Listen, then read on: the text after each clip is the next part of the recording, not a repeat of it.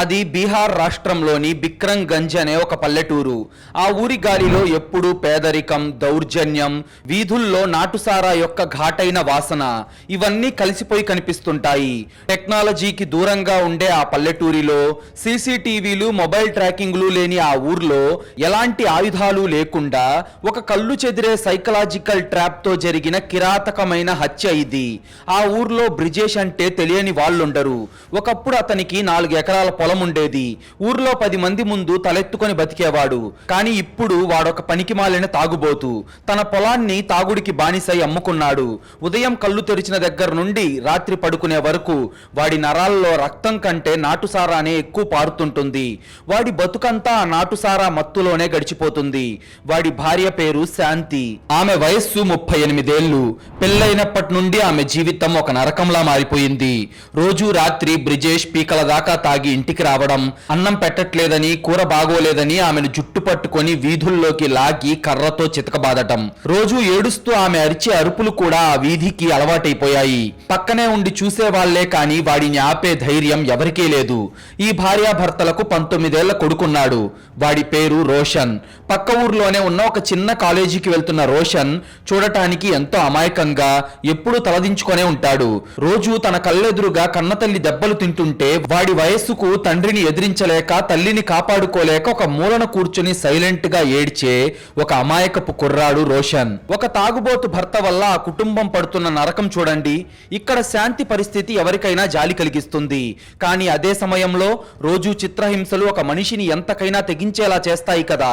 అయితే ఒకరోజు శాంతి తీసుకున్న ఆ నిర్ణయం వాళ్ళ జీవితాలను ఎలా తలకిందులు చేయబోతుందో చూసే ముందు మీరు గనక ఇలాంటి క్రైమ్ స్టోరీస్ రోజు చూడాలి అనుకుంటే ఇప్పుడే ఈ వీడియోను లైక్ చేసి మన ఛానల్ను సబ్స్క్రైబ్ చేసుకోండి. మీరు చేసే చిన్న లైక్, ఒక సబ్స్క్రైబ్ మమ్మల్ని ఎంతో ఎంకరేజ్ చేసినట్టుగా ఉంటుంది. అలాగే మీరు ఈ వీడియోను ఎక్కడి నుండి చూస్తున్నారో ఇప్పటి వరకు కామెంట్ చేయకపోతే ప్లీజ్ కామెంట్ చేయండి. మా వీడియోలు ఎక్కడి దాకా రీచ్ అవుతున్నాయో తెలిస్తే మాకు చాలా బూస్టప్ ఇచ్చినట్టుంటుంది. కానీ ఒక ఆడది రోజు దెబ్బలు తింటూ పగలు రాత్రి నరకం అనుభవిస్తుంటే ఆమె మనసు ఎంత క్రూరంగా మారుతుందో, ఎంతటి కఠినమైన నిర్ణయాలు తీసుకుంటుందో చెప్పడానికి శాంతి ఒక ఉదాహరణ. భర్త పెడుతున్న టార్చర్ భరించలేక శాంతి ఆ ఊరి ముఖియా అనగా సర్పంచ్ రాకేష్ సింగ్ కు దగ్గరయింది. రాకేష్ సింగ్ ఆ ఊర్లో ఒక పెద్ద మనిషి, డబ్బు, పవర్ ఉన్నవాడు. ఎవరికీ తెలియకుండా శాంతి, సర్పంచ్ రాకేష్ సింగ్ ల మధ్య ఒక చీకటి బంధం మొదలైంది.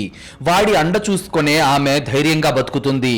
ఒక రోజు రాత్రి ఊరి చివర ఉన్న చెరుకు తోటలో రాకేష్ సింగ్ తో ఏడుస్తూ ఆ తాగుబోతు వెధవా నన్ను చంపేసేలా ఉన్నాడు. రోజు రోజుకి వాడి హింస ఎక్కువ అవుతుంది. వాడిని ఎలాగైనా నా దారి నుండి అడ్డు తొలగించు. నువ్వు వాడిని చంపేస్తే నేను నీకు జీవితాంతం ఒక బానిసలా ఉండమన్నా ఉంటాను. వాడి పీడ వదిలించు చాలు అని బతిమిలాడింది శాంతి. రాకేష్ సింగ్ కూడా ఆ తాగుబోతు బ్రిజేష్ ను ఎలా సైలెంట్ గా లేపేయాలా అని ఒక మాస్టర్ స్కెచ్ వేశాడు. అంతే, ఆ ఇంట్లో ఒక భయంకరమైన ఘోరం జరిగింది. ఎవరూ ఊహించని విధంగా చావు శాంతి గడప తొక్కింది. అదొక అమావాస్య రాత్రి. ఊరంతా కరెంట్ లేదు, దట్టమైన చీకటి. అప్పుడు సమయం రాత్రి 9 గంటలవుతుంది. బ్రిజేష్ ఊరి చివర అడవికి ఆనుకొనున్న లలన్ గుడిసె దగ్గరకు వెళ్ళాడు. లలన్ ఆ ఊర్లో దొంగతనంగా నాటుసారా కాచి ప్లాస్టిక్ కవర్లలో ప్యాక్ చేసి అమ్ముతుంటాడు. పోలీసులకు కూడా లంచం ఇచ్చే అతను ఈ దందా నడుపుతున్నాడు. వాడి దగ్గర ఒక సారా ప్యాకెట్ కొనుక్కొని మత్తులో తూలుకుంటూ ఇంటికి వచ్చాడు బ్రిజేష్. ఇంటి బయట ఉన్న మట్టి అరుగు మీద ప్రశాంతంగా కూర్చున్నాడు. కరెంటు లేకపోవడంతో కిరోసిన్ దీపం వెలుగు మాత్రమే ఉంది. ఇప్పుడు వాడికి ఆ సారా తాగితే కానీ నిద్ర పట్టదు. ఇంట్లో చూస్తేనేమో శాంతి లేదు, ఆమె గుడికి వెళ్ళింది. ఇంట్లో తన కొడుకు రోషన్ మాత్రమే దీపం వెలుతురులో చదువుకుంటున్నాడు. అప్పుడు బ్రిజేష్ ఎప్పటిలాగే, రే రోషన్, ఒక గ్లాసు నీళ్ల చెంబు తీసుకొనిరా, గొంతెండిపోతుంది అని గట్టిగా అరిచాడు. అది విన్న రోషన్ భయపడుతూ లోపల నుండి ఒక స్టీల్ గ్లాస్, ఒక చెంబుతో నీళ్లు తీసుకొచ్చి తండ్రి పక్కన అరుగు మీద పెట్టి మళ్ళీ సైలెంట్ గా లోపలికి వెళ్ళిపోయాడు. వాడు తండ్రి ముఖం కూడా సరిగ్గా చూడలేదు. ఒక్క క్షణం కూడా ఆలస్యం చేయకుండా వెంటనే బ్రిజేష్ తన చేతిలో ఉన్న ఆ ప్లాస్టిక్ సారా ప్యాకెట్ ను పంటితో కొరికి చించి ఆ పచ్చి సారాను స్టీల్ గ్లాస్ లో పోసుకున్నాడు. అందులో కొన్ని నీళ్లు కలుపుకొని ఆ ఘాటైన సారాను ఒకేసారి గొంతులో పోసేసుకున్నాడు. ఈ సీన్ ని ఒక్కసారి మీ మైండ్ లో ఊహించుకోండి. పక్కా నాటు వాతావరణం, చీకటి, చేతిలో సారా ప్యాకెట్. బ్రిజేష్ కి తెలియదు వాడు తాగుతున్న సారాలో వాడి చావు ఉందని. వాడు తాగిన సారా వాడి జీవితానికి ఎలా ఎండ్ కార్డు వేసిందో ఇప్పుడు చూద్దాం. ఆ నాటు సారా గొంతులోకి దిగిన 5 నిమిషాలు అంతా ప్రశాంతంగానే ఉంది. వాడు మత్తులోకి జారుకుంటున్నాను అనుకున్నాడు. కానీ 6వ నిమిషం బ్రిజేష్ కు అకస్మాత్తుగా గుండెల్లో భయంకరమైన మంట మొదలైంది. ఎవరో నిప్పులు గొంతులో పోసినట్లుగా, ఊపిరితిత్తులు ఎవరో గట్టిగా పిసికేస్తున్నట్లుగా ఊపిరి ఆడటం లేదు. 2 చేతులతో గొంతు పట్టుకొని గిలగిలా కొట్టుకోవడం మొదలుపెట్టాడు. కడుపులో పేగులు కాలిపోతున్న భయంకరమైన నొప్పితో వాడి అరుపులు గొంతులోనే ఆగిపోయి అరుగు మీద నుండి కింద మట్టిలో పడిపోయాడు. వాడి నోటి వెంట తెల్లటి నొరగా, ఆ తర్వాత పచ్చి రక్తం కక్కాడు. అంతే, కళ్ళు తేలేశాడు. గొంతులో నుంచి ఒక భయంకరమైన మూలుగు బయటకొచ్చింది. సరిగ్గా 2 నిమిషాలు నేల మీద చేప పిల్లలా కొట్టుకొని అక్కడికక్కడే ప్రాణాలు వదిలాడు. వాడి శరీరం చల్లబడిపోయింది. తండ్రి అలా తాగి కింద మీద పడటం, కేకలు వేయడం అలవాటే కాబట్టి బయట నుండి శబ్దాలొస్తున్నా రోషన్ పెద్దగా పట్టించుకోలేదు. కాసేపటికి వాళ్ళ అమ్మ ఇంకా గుడి నుంచి రాలేదేంటి అని చూడటానికి బయటికొచ్చిన రోషన్ మట్టిలో ప్రాణం లేకుండా పడి ఉన్న తన తండ్రి శవాన్ని చూసి, నాన్న ఏమైంది నాన్న, ఎవరైనా కాపాడండి అని గుండెలు బాదుకుంటూ ఆ ఊరంతా వినపడేలాగా భోరున ఏడ్చాడు. వాడి ఏడుపు ఆ రాత్రి నిశ్శబ్దాన్ని బద్దలు కొట్టింది. అరగంటలో ఆ పల్లెటూరు పోలీస్ జీపుల సైరన్లతో దద్దరిల్లిపోయింది. ఊరి జనమంతా బ్రిజేష్ ఇంటి ముందు గుమిగూడారు. Local police station SHO Vikram Sinha తన టీంతో అక్కడికి చేరుకున్నాడు. విక్రమ్ సిన్హా బూట్ల చప్పుడు వింటేనే ఆ ఊర్లో నేరస్తులు వణికిపోతారు. మట్టిలో పడి ఉన్న బ్రిజేష్ శవాన్ని, వాడి నోట్లో నుంచి వచ్చిన రక్తాన్ని, వాడు కళ్ళు తేలేసి ఉన్న విధానాన్ని చూసి విక్రమ్ కు వెంటనే అర్థమైంది, ఇది న్యాచురల్ డెత్ కాదు. వీడికి హార్ట్ అటాక్ రాలేదు. అలాగే తాగిన మత్తులో కూడా వీడు కింద పడి చావలేదు. ఖచ్చితంగా వీడు తాగిన సారాలో ఎవరో పాయిజన్ కలిపారు. ఇది పక్కా మర్డర్. వీడు తాగిన సారా ప్యాకెట్ ఎక్కడిది అని గట్టిగా అరిచాడు. ఆ అరుపుకి భయపడ్డ ఇరుగు పొరుగు జనం, సార్ బ్రిజేష్ ఎప్పుడు లలన్ గాడి దగ్గరే సారా కొంటాడు, ఈ రోజు కూడా అక్కడే కొన్నాడు, మేమిందాక చూశాం అని సాక్ష్యం చెప్పారు. పోలీసులు వెంటనే వెళ్లి నిద్రపోతున్న లలన్ గుడిసె తలుపులు బద్దలు కొట్టి వాడిని లాక్కొచ్చి బ్రిజేష్ శవం ముందు పడేశారు. విక్రమ్ సిన్హా బూటుకాలితో లలన్ ముఖం మీద బలంగా తన్ని, రే కుక్క, నువ్వమ్మే నాటు సారాలో నీళ్లకు బదులు విషం కలిపి ఇతన్ని చంపావారా, ఎన్ని ప్రాణాలు తీస్తావురా ఇలా అని లాఠీ తీసుకొని బాది పారేశాడు. లలన్ ఆ దెబ్బలకు తట్టుకోలేక భయంతో వణికిపోతూ పోలీసుల కాళ్ళు పట్టుకొని, అయ్యా దేవుడి మీద ఒట్టు సార్, నేను విషయం కలపలేదు సార్, నిన్న బ్రిజేష్ నా దగ్గర అప్పుగా సారా అడిగాడు సార్, నేను ఇవ్వను అని చెప్పడంతో ఆ కోపంలో వీడు నా తల పగలగొట్టాడు. ఆ గొడవ నిజమే, ఆ కోపం నాకుంది, కానీ వీడిని చంపేంత ధైర్యం నాకు లేదు సార్. నేను బతికేదే ఈ సారా అమ్ముకొని, నా వ్యాపారాన్ని చూస్తూ చూస్తూ నేనే ఎందుకు పాడు చేసుకుంటాను సార్. పోనీ ఒక నిమిషం నేను కాసిన సారా కల్తీ అయ్యే వీడు చచ్చిపోయాడు అనుకుందాం. ఈ రోజు నా దగ్గర వీడితో పాటు ఇంకో 20 మంది ఖచ్చితంగా అదే డబ్బాలో నుంచి సారా ప్యాకెట్లు కొనుక్కొని తాగారు సార్. వాళ్ళందరూ వాళ్ళ ఇళ్లల్లో హ్యాపీగా నిద్రపోతున్నారు. వాళ్ళెవ్వరికీ ఏమీ కాలేదు. మీరు చెప్పినట్టు కల్తీ అయితే అందరూ చావాలి కదా సార్, వీడి ఒక్కడి ప్రాణాలే ఎందుకు పోతాయి, నేను వీడిని చంపలేదు సార్ అని భోరున ఏడ్చాడు. అవును, వాడి మాటల్లో నిజముంది. విక్రమ్ సిన్హాకు లలన్ మాటల్లో లాజిక్ ఉంది అనిపించింది. సారా కల్తీ అయితే అందరూ చావాలి, కానీ వీడొక్కడే చనిపోయాడంటే ఖచ్చితంగా ఎవరో టార్గెట్ చేసి వీడి సారాలోనే, వీడి ప్యాకెట్లోనే ప్రత్యేకంగా విషం కలిపారు. మరి ఆ విషం ఎవరు కలిపారు అనే కోణంలో పోలీసుల ఫోకస్ మళ్ళింది. ఆ ఊర్లో విక్రమ్ సిన్హా ప్రతి వీధి తిరిగి ఎంక్వైరీ చేయగా వాడికున్న పాత పగలు, వాళ్ళ కుటుంబ నేపథ్యం చూస్తే ప్రధానంగా నలుగురి మీదే బలమైన అనుమానం వచ్చింది. ఒకటి భార్య శాంతి, 2 సర్పంచ్ రాకేష్ సింగ్. వీళ్ళిద్దరికీ ఎఫ్ఐఆర్ ఉందనేది ఊర్లో అందరికీ తెలిసిన రహస్యం. భర్త పెడుతున్న హింస భరించలేక వాడిని అడ్డు తొలగించుకోవడానికి శాంతి ఆ సర్పంచ్తో కలిసి ఈ ప్లాన్ వేసి ఉంటుందా? 3 సారా వ్యాపారి లలన్.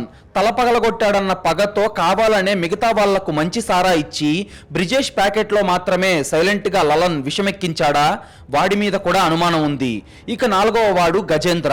సర్పంచ్ రాకేష్ సింగ్ సపోర్ట్ తో ఈ లలన్ గాడు సారా అమ్ముతున్నాడు. వాడు సర్పంచ్ మనిషి.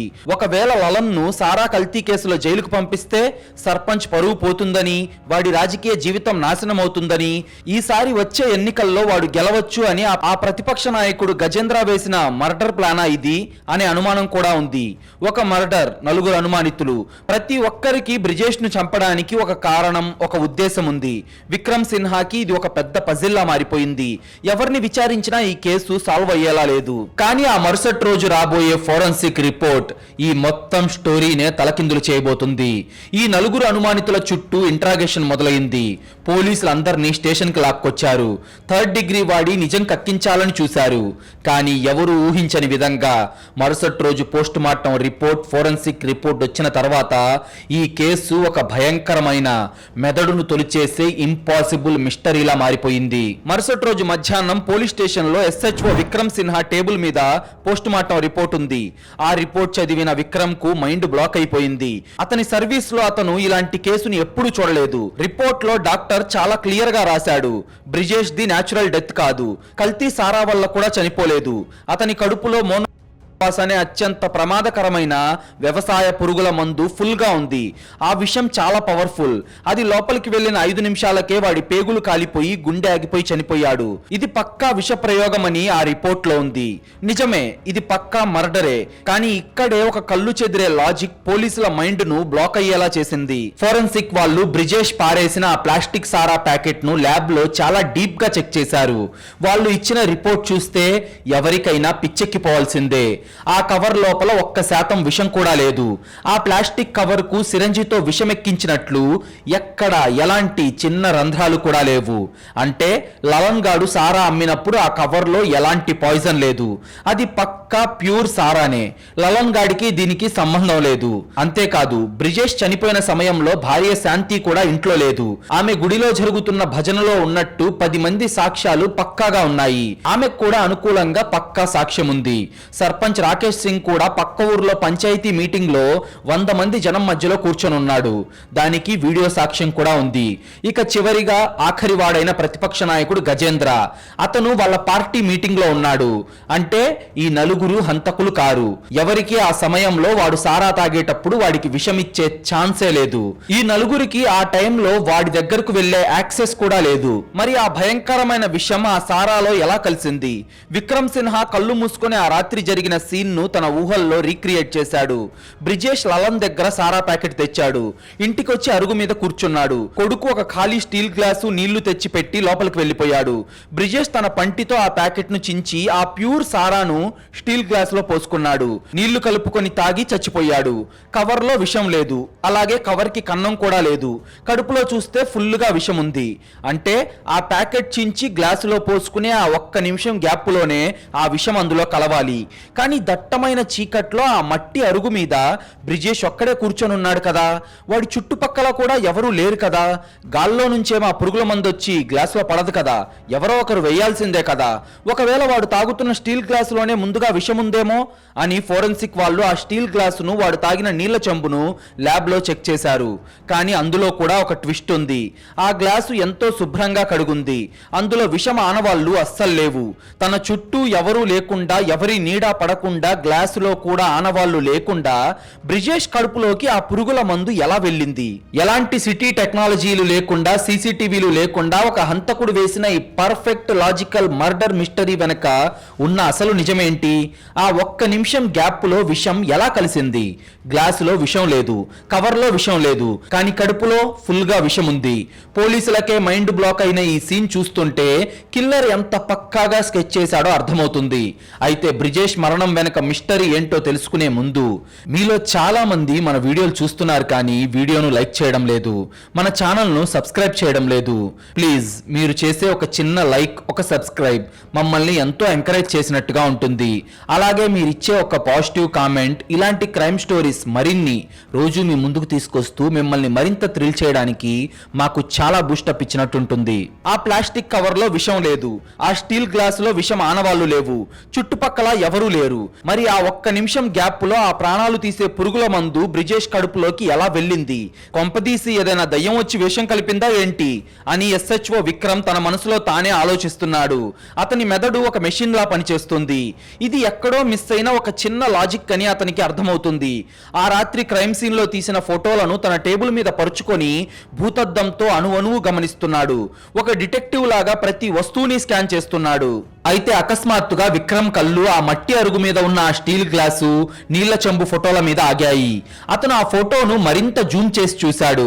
అప్పుడే అతనికి ఒక భయంకరమైన లాజిక్ స్ట్రైక్ అయింది. బ్రిజేష్ ఇల్లు ఒక చిన్న గుడిసె. వాళ్ళకి పెద్దగా వస్తువులు కూడా ఉండవు. చుట్టూ దుమ్ము మట్టి పేరుకుపోయి ఉంటుంది. వాళ్ళ వస్తువులు కూడా ఎప్పుడూ మురిగ్గానే ఉంటాయి. ఎప్పుడూ అంత శుభ్రంగా వాళ్ళు గిన్నెలు కడగరు. కానీ ఆ ఫోటోలో ఉన్న స్టీల్ గ్లాసు, ఆ నీళ్ల చెంబు మాత్రం తలతలా మెరుస్తున్నాయి. ఎవరో వాటిని అప్పుడే సబ్బు పెట్టి బాగా శుభ్రంగా కడిగినట్లు నీటి చుక్కలు కూడా అలాగే ఉన్నాయి.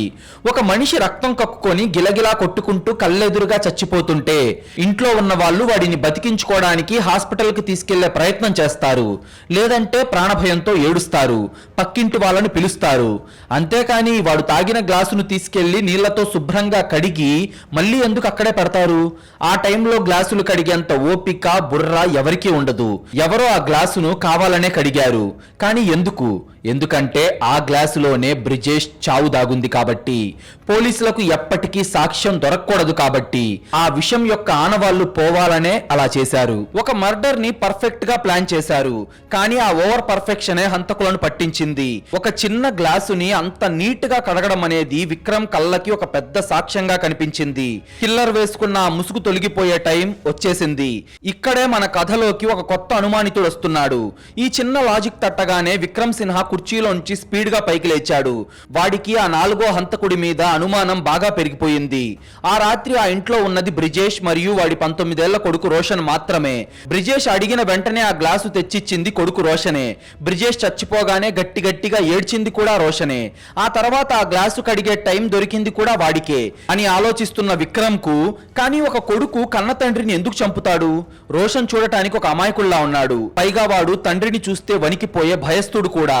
వాడికి అంత ధైర్యం ఎక్కడి నుండి ఎందుకు వస్తుంది? చచ్చా, వాడికి అంత సీన్ లేదు. నేనే వాడి గురించి ఓవర్గా ఆలోచిస్తున్నాను అనుకున్నాడు విక్రమ్ నేరుగా తన టీంతో ఆ పల్లెటూరికి వెళ్ళాడు. జీపులు వేగంగా వెళ్లి ఆ గుడిసె ముందాగాయి. రోషన్ తండ్రి శవం దగ్గర తలదించుకొని ఏడుస్తూ కూర్చొనున్నాడు. వాడి ముఖంలో భయం, బాధ రెండూ ఉన్నాయి. ఊరి జనం కూడా వాడిని చూసి సానుభూతి చూపిస్తున్నారు. సర్పంచ్ రాకేష్ సింగ్ కూడా అక్కడే ఉండి శాంతి, రోషన్లను ఓదార్చుతున్నాడు. అయితే విక్రమ్ ఎవరికీ అనుమానం రాకుండా, ఎవ్వర్నీ ప్రశ్నించకుండా ఆ మట్టి అరుగు దగ్గర మళ్లీ వెతకడం మొదలు పెట్టాడు. అక్కడ ఒక చిన్న పొదలో రాత్రి చీకట్లో ఎవరికీ కనిపించని విధంగా పడి ఉన్న ఒక ఖాళీ సిగరెట్ ప్యాకెట్ విక్రమ్ కు కనిపించింది. అది నిన్న చేసిన చెకింగ్ లో మిస్ అయ్యింది. దాన్ని జాగ్రత్తగా గ్లౌజులతో తీసుకొని కవర్లో వేసుకున్నాడు విక్రమ్. ఆ ఊర్లో ఆ బ్రాండ్ సిగరెట్ తాగేది ఒకే ఒక్కడు, వాడే సర్పంచ్ రాకేష్ సింగ్. అది చూసిన కానిస్టేబుల్, సార్, అంటే ఆ సర్పంచ్ గాడే బ్రిజేష్ ను చంపాడా? వాడు తాగే సిగరెట్ ప్యాకెట్ ఇక్కడ దొరికింది కదా అని కానిస్టేబుల్ అడిగాడు. దానికి విక్రమ్ ఒక చిన్న నవ్వు నవ్వి, ఏమో మోహన్, మనం అలా అనుకోవాలనే ఈ సిగరెట్ ప్యాకెట్ ను కావాలనే ఇక్కడ సాక్ష్యంగా పడేశారేమో. సర్పంచ్ ఆ టైంలో మీటింగ్ లో ఉన్నాడు. వాడికి అనుకూలంగా పక్కా సాక్ష్యం ఉంది. ఒకవేళ వాడే చంపున్నా వాడు అంత ఈజీగా వాడు వాడే బ్రాండ్ సిగరెట్ ప్యాకెట్ ను మనకు సాక్ష్యంగా దొరికేలాగా వదిలిపెట్టి వెళ్లేంత ఫూల్ కాదు. వాడొక రాజకీయ నాయకుడు అనే విషయాన్ని మర్చిపోమాకు. ఎవరో వాడిని ఇరికించడానికి, మన ఎంక్వైరీని తప్పుదోవ పట్టించడానికే ఈ ప్లాన్ వేశారు అని చెప్పాడు. విక్రమ్ వెంటనే ఆ సిగరెట్ ప్యాకెట్ అడుగున ఉన్న బ్యాచ్ నంబర్ చూశాడు. అది వారం క్రితం తయారైన కొత్త బ్యాచ్. అది ఊర్లో కూడా ఇంకా పూర్తిగా రాలేదు. విక్రమ్ వెంటనే జీప్ తీసుకొని ఆ ఊరి చివర ఉన్న లల్లు సింగ్ కిరాణా కొట్టుకు వెళ్ళాడు. ఆ బ్యాచ్ నంబర్ ఉన్న సిగరెట్ ప్యాకెట్ ను తీసి చూపించి, ఈ ప్యాకెట్లు ఊర్లోకి ఎప్పుడొచ్చాయిరా, నాకు నిజం చెప్పు అని గట్టిగా అడిగాడు విక్రమ్. దానికి లల్లు సింగ్ భయపడుతూ, సార్, ఆ కొత్త బ్యాచ్ నిన్న ఉదయమే ఫ్యాక్టరీ నుండి వచ్చింది సార్. ఆ డబ్బాలో నుంచి నిన్న నేను అమ్మింది ఒకే ఒక్క ప్యాకెట్ అని చెప్పగా, అవునా, అయితే అది కొన్నదెవరు? సర్పంచ్ రాకేషేగా అని అడిగాడు విక్రమ్. దానికి లల్లు సింగ్, అయ్యో లేదు సార్, సర్పంచ్ గారు అసలు నిన్న నా దగ్గరకే రాలేదు అనగా, మరి ఎవరికమ్మావరా అని గట్టిగా అరిచాడు విక్రమ్. సర్పంచ్ రాకేష్ సింగ్ గారి కోసం అని చెప్పి చనిపోయిన బ్రిజేష్ కొడుకున్నాడు కదా సార్, రోషన్, అతను నిన్న ఉదయం నా దగ్గరకు వచ్చి ఈ ప్యాకెట్ కొన్నాడు సార్. సర్పంచ్ గారే పంపించారు అనుకొని నేను ఇచ్చేశాను అని లల్లు సింగ్ నిజం చెప్పాడు. అయితే అప్పుడే విక్రమ్ సిన్హా మెదడులో పజిల్ మొత్తం సాల్వ్ అయిపోయింది. రోషన్ ఒక సైకలాజికల్ ట్రాప్ ఎలా వేశాడో అతనికి క్లియర్ అయిపోయింది. కన్న తండ్రిని చంపింది రోషనే, గ్లాసును కడిగింది కూడా వాడే, సర్పంచ్ను ఇరికించడానికి వాడి బ్రాండ్ సిగరెట్ ప్యాకెట్ కొని అక్కడ పడేసింది వాడే. ఏమీ తెలియనట్లుగా అమాయకంగా తన తండ్రి మీద పడి ఏడుస్తున్న ఆ ముసుగు వెనక ఒక సైకో ఉన్నాడు. వాడొక అమాయకుడు, పైగా కన్న కొడుకు. వాడెందుకు చంపుతాళ్లే అని నేనే సరిగ్గా వాడిని పట్టించుకోలేదు. అయితే వాడే ఈ కథలో అసలు హంతకుడు. వెంటనే పోలీసులు బ్రిజేష్ ఇంటి దగ్గరకు వెళ్లి అక్కడ ఏడుస్తున్న రోషన్ ను జీప్ లో ఎక్కించి పోలీస్ స్టేషన్ కు తీసుకొచ్చారు. అది చూసి రోషన్ తల్లి శాంతితో పాటు ఊరంతా షాక్ అయిపోయారు. ఇంట్రాగేషన్ రూమ్ లో విక్రమ్ సిన్హా తన ఎదురుగా కూర్చున్న రోషన్ ముఖం మీద ఆ సిగరెట్ ప్యాకెట్, ఆ కడిగేసిన steel glass photo, cigarette shop నడుపుకునే లల్లు సింగ్ రాసిచ్చిన స్టేట్మెంట్ ని విసిరికొట్టి, ఏరా రోషన్, నాటుసారాలో సారాలో పురుగు మందు కలిపి కన్న తండ్రిని చంపావు. ఆ తర్వాత లల్లూ సింగ్ దగ్గర కొన్న రాకేష్ సింగ్ తాగే సిగరెట్ ప్యాకెట్ ను అక్కడ పడేసి కేసు వాడి మీదకు నెడదాం అనుకున్నావా? నన్నే ఫూల్ చేద్దాం అనుకున్నావారా ఈడియట్? అయినా నాకు నువ్వు దొరకవు అని ఎలా అనుకున్నావురా అని కాలితో రోషన్ కడుపులో తన్నాడు. అంతే, ఆ దెబ్బకు వాడు వెనక్కి పడ్డాడు. ఆ దెబ్బతో రోషన్ ముఖంలో ఉన్న అమాయకత్వం మొత్తం ఒకేసారి మాయమైపోయింది. ఒక భయంకరమైన కోపం, ఒక సైకో లుక్ వాడి కళ్ళల్లో కనిపించింది. వాడిలో ఉన్న రాక్షసుడు బయటపడ్డాడు. అవును సార్, మా నాన్నను నేనే చంపాను. ఆ తాగుబోతు వెధవ చావాల్సిందే. వాడు ఈ భూమి మీద బతకడం వల్ల ఎవరికీ ఉపయోగం లేదు. వాడిని నేనే చంపాను. వాడిని చంపినందుకు నాకు ఎలాంటి బాధ లేదు అని గట్టిగా అరిచాడు రోషన్. విక్రమ్ కు వాడి తెగింపు, ఆవేశం చూసి ఆశ్చర్యం కలిగింది. కానీ ఎందుకు చంపావురా మీ నాన్నని? వాడు మీ అమ్మని కొడుతున్నాడు అనా? ఒకవేళ అదే కారణమైతే సర్పంచ్ని ఎందుకు ఇరికించావురా అని అడగ్గా రోషన్ చెప్పిన సమాధానం విని ఇంట్రాగేషన్ రూమ్ లో ఉన్న పోలీసులకు మైండ్ బ్లాక్ అయిపోయింది. వాడు తండ్రిని చంపింది వాడి తల్లి కోసం కాదు. ఒక 19 ఏళ్ల పిల్లాడు ఇంత కిరాతకంగా ఆలోచిస్తాడని మనం ఊహించగలమా? అయితే వాడు చంపింది తన తల్లి కోసం కానప్పుడు మరి దేనికి అనేది ఇప్పుడు వాడి మాటల్లోనే విందాం. సార్, మా అమ్మను కొడితే మా నాన్నను నేనెందుకు చంపుతాను సార్? ఏ ఇంట్లో అయినా భార్యాభర్తలకు గొడవలు కామన్ కదా. మా అమ్మ ఆ సర్పంచ్తో సంబంధం పెట్టుకొని తప్పు చేస్తుంది అని మా నాన్న ఆమెను కొట్టేవాడు. ఆమె చేసింది తప్పే కదా సార్. దానికి నేనెందుకు చంపుతాను మా నాన్నని? నేను చంపింది మా అమ్మ కోసం కాదు సార్, నా ప్రేమ కోసం అంటూ రోషన్ తన సైకలాజికల్ ట్రామాను చెప్పడం మొదలు పెట్టాడు. అదే ఊర్లో బల్వంత్ సింగ్ ఠాకూర్ అనే ఒక పెద్ద భూస్వామి ఉన్నాడు. ఆయనకు సుహాని అనే ఒక అందమైన కూతురు కూడా ఉంది. రోషన్, సుహాని ఇద్దరు కాలేజీలో ప్రాణంగా ప్రేమించుకున్నారు. సుహాని కూడా రోషన్ ను పిచ్చిగా ఇష్టపడింది. ఒక నెల రోజుల క్రితం రోషన్ ధైర్యం చేసి బల్వంత్ ఠాకూర్ దగ్గరకు వెళ్లి, బల్వంత్ మామయ్య, మీ కూతుర్ని నేను ప్రేమిస్తున్నాను, పెళ్లి చేసుకుంటాను, నన్ను కూడా మీ ఇంట్లో ఒక సభ్యుడిగా చేర్చుకోండి అని అడిగాడు. దానికి బల్వంత్ ఠాకూర్ అందరి ముందే రోషన్ ముఖం మీద ఉమ్మేసి దారుణంగా అవమానించాడు. రే, ఒక పనికిమాలిన తాగుబోతు వెధవ కొడుక్కి ఏ ఆదాయం లేని వాడికి నా కూతుర్ని ఎలా ఇస్తాననుకున్నావురా? రోడ్డు మీద పడి తాగి కుక్కలా బొర్లాడే నీ అయ్య బతికున్నంత కాలం నువ్వు నా గడప తొక్కడానికి కూడా వీల్లేదురా. నీకు నా కూతుర్ని చచ్చినా ఇవ్వను, గెటౌట్ అని మెడపట్టి బయటకు గెంటేశాడు ఠాకూర్. నీ అయ్య బతికున్నంత కాలం నా కూతుర్ని ఇవ్వను అనే ఆ మాట, ఆ ఒక్క మాట రోషన్ బుర్రలో ఒక విషంలాగా నాటుకుపోయింది. ఆ అవమానం వాడిని రాత్రిపూట నిద్రపోనివ్వలేదు. సార్, నా ప్రేమకు, నా భవిష్యత్తుకు ఒకే ఒక్క అడ్డు మా నాన్న. వాడు చచ్చిపోతే నాకు ఊర్లో సానుభూతి వస్తుంది. తండ్రి లేని పిల్లాడు అనాథ అని ఠాకూర్ మామయ్య కూడా జాలిపడి నేను ప్రేమించిన సుహానీని నాకిచ్చి పెళ్లి చేస్తాడు అనుకున్నాను సార్. అంతేకాదు, మా నాన్న చచ్చిపోతే మా అమ్మ ఖచ్చితంగా ఆ సర్పంచ్ రాకేష్ సింగ్ దగ్గరికి వెళ్ళిపోతుంది. అందుకే మా నాన్నను చంపి ఆ నేరాన్ని ఆ సర్పంచ్ మీదకు నెట్టేస్తే వాడు జైలుకు వెళ్ళిపోతాడు. మా అమ్మ ఒంటరిదవుతుంది. అప్పుడు నేను, నా సుహాని హ్యాపీగా మా జీవితం మేము బతుకుతాం సార్. ఇది నా ప్లాన్ అని రోషన్ ఒక పచ్చి సైకోలాగా నవ్వుతూ తన ప్లాన్ మొత్తాన్ని బయటపెట్టాడు. అది విని విక్రమ్ కు వణుకు పుట్టింది. ఒక 19 ఏళ్ల కుర్రాడు ప్రేమ అనే ఒక మాయలో పడి కన్న తండ్రిని చంపడానికి, తల్లి లవర్ను జైలుకు పంపడానికి, తన ప్రియురాలు సుహానీని దక్కించుకోవడానికి ఎంత కిరాతకమైన స్కెచ్ చేశాడో చూసి ఆశ్చర్యపోయాడు. సరేరా, ప్లాన్ వేశావు, కానీ వాడు తాగిన ప్యాకెట్లో విషం లేదు కదరా, వాడి కడుపులో మాత్రమే ఉంది. చుట్టుపక్కల ఎవరూ లేకుండా ఒక్క నిమిషంలో నాటుసారాలో పురుగుల మందు ఎలా కలిపావురా? అసలు ఆ ట్రిక్ ఏంటి అని అసలు లాజిక్ అడిగాడు విక్రమ్. అప్పుడు రోషన్ తన పర్ఫెక్ట్ లాజికల్ మర్డర్ ప్లాన్ ను వివరించడం మొదలుపెట్టాడు. ఆ లాజిక్ వింటే పోలీసులకే కాదు మనకు కూడా దిమ్మ తిరుగుతుంది. ఆ ఒక్క నిమిషం గ్యాప్కి ఆన్సర్ ఇప్పుడు దొరకబోతుంది. ఎలాంటి టెక్నాలజీ లేకుండా ప్యూర్ పల్లెటూరు కామన్ సైన్స్ తో వాడు వాడిన ఆ డెడ్లీ ట్రిక్ ఏంటో ఇప్పుడు వాడే చెప్తాడు. వాడి నోటితోనే వినండి. సార్, నాటుసారా ప్యాకెట్లోకి సిరంజితో విషమెక్కిస్తే కవర్కు రంధ్రం పడుతుంది. మా నాన్నకు డౌట్ వస్తుంది, నేను దొరికిపోతాను. అందుకే నేను ఒక సైకలాజికల్ ట్రిక్ వాడాను సార్. మా నాన్నకు ఒక అలవాటు ఉంది. రోజు అతను సారా ప్యాకెట్ ఇంటికి తీసుకురాగానే ముందుగా అరుగు మీద కూర్చొని నన్నే గ్లాస్ తీసుకురమ్మని చెప్తాడు. తను స్వయంగా వెళ్లి తెచ్చుకోడు. నిన్న రాత్రి కూడా అలాగే వచ్చి గ్లాస్ తీసుకురమ్మని అడిగాడు. నేను వాడు ఇంటికి వచ్చే సమయానికే ఇంట్లో వ్యవసాయానికి వాడే ఫాస్ అనే పురుగుల మందు డబ్బాను ఓపెన్ చేసి ఉంచాను. అది చాలా చిక్కగా జిగటగా ఉండే పాయిజన్. దాన్ని నేను సీక్రెట్ గా ఎక్కువ డబ్బులు ఇచ్చి టౌన్ లో కొన్నాను. గ్లాస్ తీసుకొద్దామని చెప్పి లోపలికి వెళ్ళిన నేను స్టీల్ గ్లాస్ తీసుకొని దాని లోపల వైపున అడుగు భాగాన ఆ పురుగుల మందును నా వేలితో దట్టంగా పూశాను. అది గట్టిగా అతుక్కుపోయింది. చీకట్లో పైగా స్టీల్ గ్లాస్ అవ్వడం వల్ల లోపల ఏముందో ఎవరికీ కనపడదు. అప్పటికే మా నాన్న పీకల దాకా తాగున్నాడు. వాడికి అసలే కళ్ళు సరిగ్గా కనపడవు. పైగా కరెంటు కూడా పోయింది. ఆ గ్లాసును తీసుకెళ్లి సైలెంట్ గా మా నాన్న పక్కన పెట్టి నేను లోపలికి వెళ్ళిపోయాను. తన చేత్తో ప్యాకెట్ చించి ఆ గ్లాస్ లో పోసుకున్నాడు.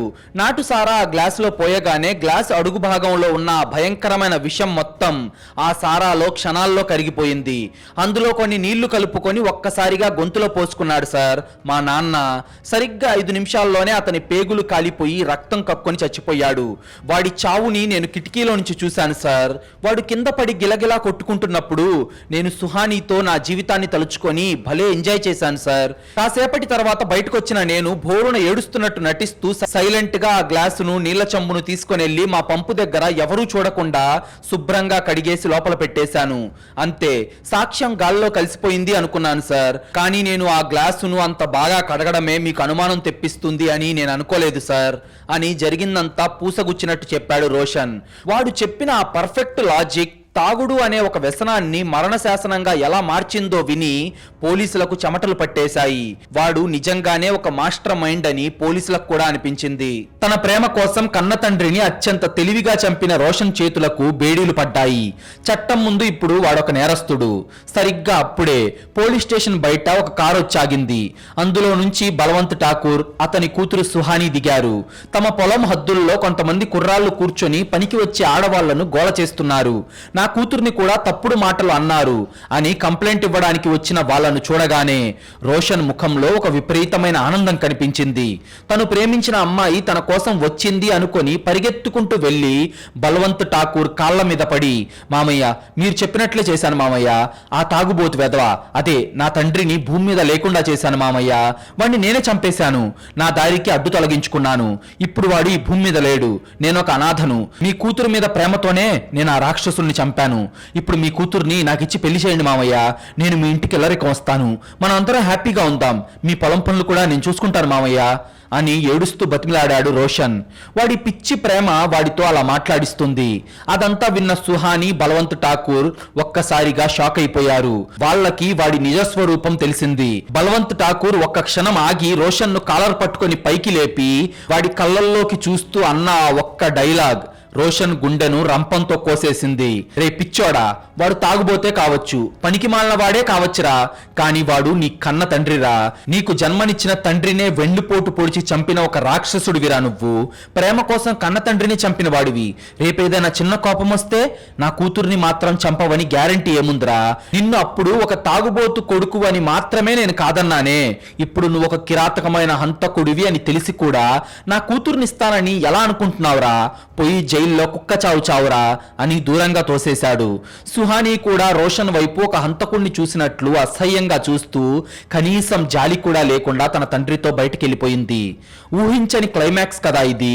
ప్రేమ అనే మత్తు ఎంత భయంకరమైనదో రోషన్ స్టోరీ చూస్తే మనకు అర్థమవుతుంది. వాడు తండ్రిని చంపాడు, కానీ ఆఖరికి వాడు దేనికోసమైతే కన్న తండ్రిని హత్య చేశాడో ఆ ప్రేమ కూడా వాడికి దక్కలేదు. వాడి జీవితం ఇప్పుడు 4 గోడల మధ్య ఇరుక్కుపోయింది. ఇలాంటి సమయంలో తనకు అండగా నిలబడి ధైర్యం చెప్పాల్సిన తన తల్లేమో తన లవర్ రాకేష్ సింగ్ కోసం కొడుకును వదిలేసింది. ఒక సైకలాజికల్ అబ్సెషన్, ఒక పిచ్చి ప్రేమ ఒక 19 ఏళ్ల కుర్రాడి జీవితాన్ని ఎలా నాశనం చేసిందో మనకు కళ్ళకు కట్టినట్టు చూపించింది. ప్రేమ అనే మత్తు సారా మత్తు కంటే ఎంత భయంకరమైనదో, ఎంతమంది ప్రాణాలు బలి తీసుకుంటుందో చెప్పిన ఈ క్రైమ్ స్టోరీ గనక మీకు నచ్చినట్లయితే ఇప్పుడే ఈ వీడియోను లైక్ చేసి మన ఛానల్ను సబ్స్క్రైబ్ చేసుకోండి. మీరు చేసే చిన్న లైక్, ఒక సబ్స్క్రైబ్ మమ్మల్ని ఎంతో ఎంకరేజ్ చేసినట్టుగా ఉంటుంది. అలాగే మీరిచ్చే ఒక పాజిటివ్ కామెంట్ ఇలాంటి క్రైమ్ స్టోరీస్ మరిన్ని రోజు మీ ముందుకు తీసుకొస్తూ మిమ్మల్ని మరింత థ్రిల్ చేయడానికి మాకు చాలా బూస్టప్ ఇచ్చినట్టుంటుంది.